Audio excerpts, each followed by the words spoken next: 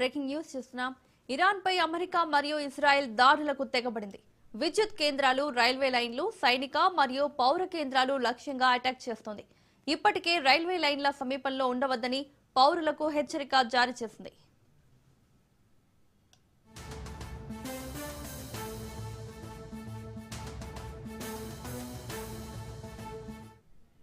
Iran పై America మరియు Israel దాడులకు తెగబడింది.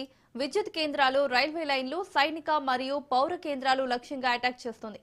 ఇప్పటికే రైల్వే లైన్ల సమీపంలో ఉండవద్దని పౌరులకు హెచ్చరిక జారీ చేసింది. ఇదే అంశంపై మరిన్ని అప్డేట్స్ మా ప్రతినిధి సునీల్ లైవ్ లో అందిస్తారు. సునీల్, ఇరాన్ పై అమెరికా మరియు ఇజ్రాయెల్ దాడులకు తెగబడినట్లుగా తెలుస్తోంది. డీటెయిల్స్ ఏంటి?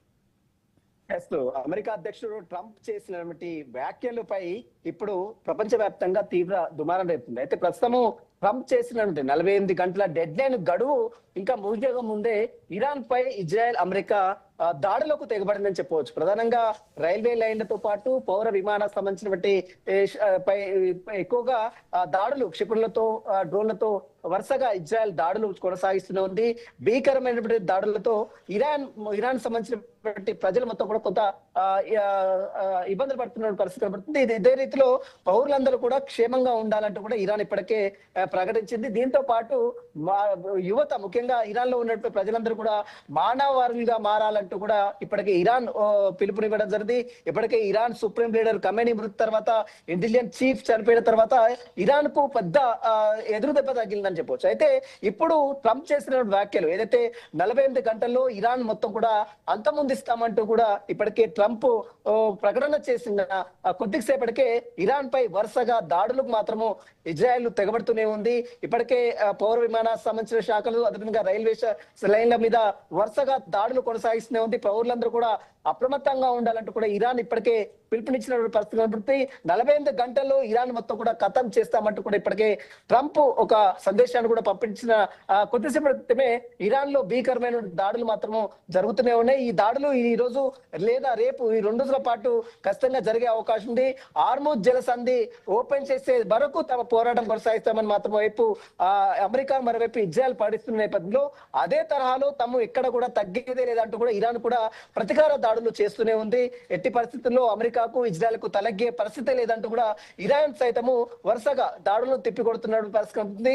మరోవైపు కర్గే ఐలాండ్ పై కూడా దాడులు అమెరికా, అంటే కర్గే ఐలాండ్ కి సంబంధించిన ప్రాంతాల పై కూడా దాడులకు అమెరికా స్కెచ్ వేసింది. దానిపై కూడా దాడులు చేసేందుకు అక్కడ ఉన్నటువంటి అమెరికా సైన్యాన్ని మొత్తం కూడా ఆ ప్రాంతాలకు మోహరించినట్టు కూడా సమాచారం తెలుస్తుంది.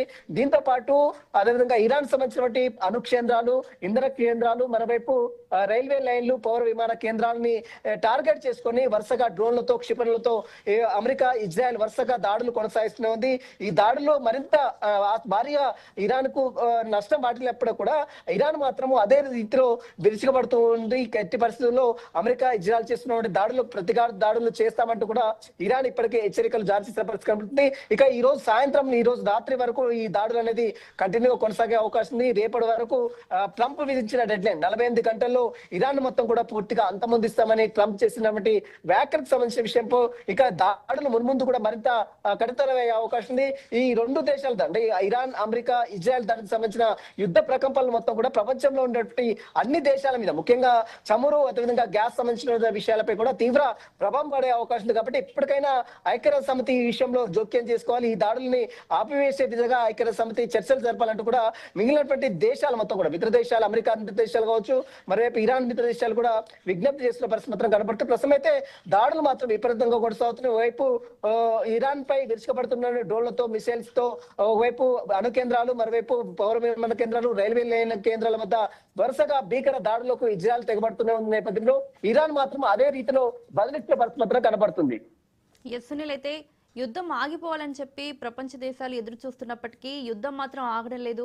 ఇంకా దాడులు పెంచుకుంటున్నారు, తీవ్రం అవుతోంది. సో ఈ యుద్ధం ఎటువైపు వెళ్లే అవకాశం ఉంది? ఇంకా మనం ఎంత సంక్షోభాన్ని చూడబోతున్నాం?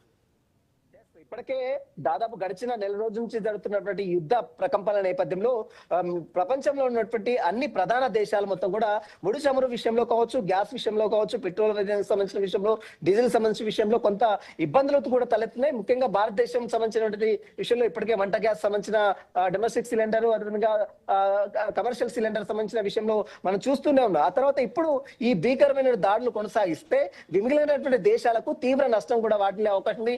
ఇప్పటికే చమురు ధరలు, పెట్రోల్ ధరలు, డీజిల్ ధరలు, గ్యాస్ ధరలు విపరీతంగా ఆకాశాన్ని అంటుకుంటున్న నేపథ్యంలో ఈ యుద్ధ ప్రకంపనలు ఆపివేసే దిశగా ఇప్పుడు ఐక్యరాజ్య సమితి మిగిలినటువంటి దేశాలు మొత్తం కూడా ముందుకు రావాలనేటువంటి పిలుపు కూడా మిగిలినటువంటి దేశాలు చేస్తున్నాయి. ఎందుకంటే ఒకవైపు ఇరాన్, ఇజ్రాయెల్, అమెరికా యుద్ధ ప్రకంపనలు కొనసాగుతున్న నేపథ్యంలో మరోవైపు రష్యా, మరోవైపు ఉక్రెయిన్ యుద్ధం కూడా ఓవైపు కొనసాగుతుంది. మనం చూడొచ్చు, ఉక్రెయిన్ పై వరుసగా దాడులు చేస్తూనే ఉన్నది రష్యా.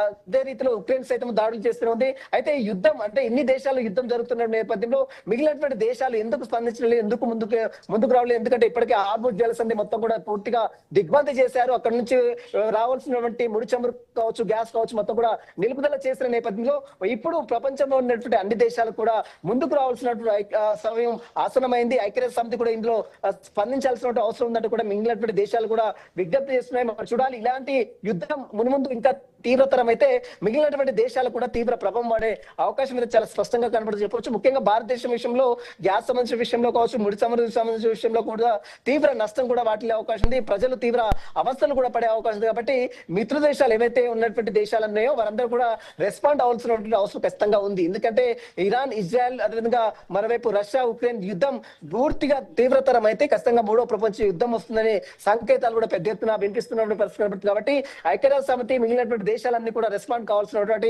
అవసరం ఎంతైనా ఉంది. ఎందుకంటే యుద్ధం జరిగితే సామాన్య ప్రజలు కూడా, అంటే ఈ ప్రభావం అనేది సామాన్య ప్రజలకు తీవ్ర ప్రభావం పడే అవకాశం ఉంది. విపరీతమైన రేట్లు పెరిగే అవకాశం ఉంది. ట్రావెలింగ్ సంబంధించిన ఇబ్బందులు తలెత్తే అవకాశం ఉంది. ముఖ్యంగా వంట గ్యాస్ సంబంధించిన విషయాలు, మరోవైపు మిగిలినటువంటి ప్రభుత్వ కార్యాలకు సంబంధించిన విషయంలో కూడా కొంత ఇబ్బందులు పడే అవకాశం ఉంది. ఇప్పటికే దేశ ప్రధాని నరేంద్ర మోడీ కూడా ఇప్పటికే అన్ని రాష్ట్రాల ముఖ్యమంత్రులతో ఇటీవల కాలంలో ఒక జూమ్ మీటింగ్ కూడా కండక్ట్ చేసినట్టు జరిగింది. ఎందుకంటే యుద్ధం తీవ్రతరం అయితే దేశంలో అన్ని రాష్ట్రాల ఏ విధంగా పరిస్థితులను ఎదుర్కోవాలి, ఏ రకంగా ముందుకు వెళ్లాలన్న అంశాలపై కూడా దేశ ప్రధాని నరేంద్ర మోడీ అన్ని రాష్ట్రాల ముఖ్యమంత్రులకు దిశానిర్దేశం చేసిన తీరు కూడా మనం గతంలో చూసాం. కాబట్టి ఇప్పుడు ఇరాన్ పై ఇజ్రాయెల్ ఇష్టపడుతుంది, భీకరమైన దాడులు కొనసాగిస్తున్న నేపథ్యంలో యుద్ధం తీవ్రతరం అయితే మిగిలినటువంటి దేశాల పరిస్థితులు ఏ రకంగా ఉంటాయి, ఏ రకంగా ఆర్థిక వ్యవస్థ చిన్నాభిన్నం అవుతుంది, ఏ రకంగా అవతలాకుతలం అవుతుంది, ముఖ్యంగా గ్యాస్ సంబంధించిన విషయంలో, అదేవిధంగా పెట్రోల్, డీజిల్ సంబంధించిన ముడి చమురు సంబంధించిన విషయంలో కూడా తీవ్ర నష్టం వాటిల్లే అవకాశం, తీవ్ర ప్రభావం పడే అవకాశం, ముఖ్యంగా సామాన్య ప్రజలపై కూడా తీవ్ర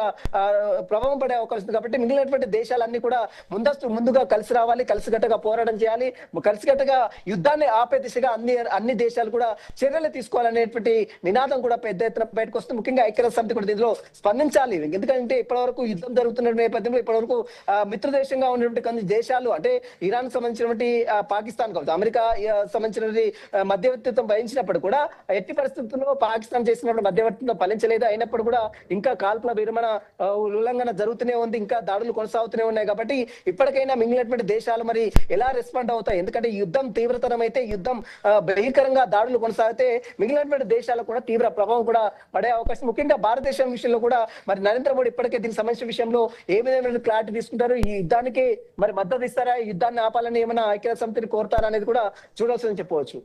రైట్ సునీల్, థ్యాంక్ యూ.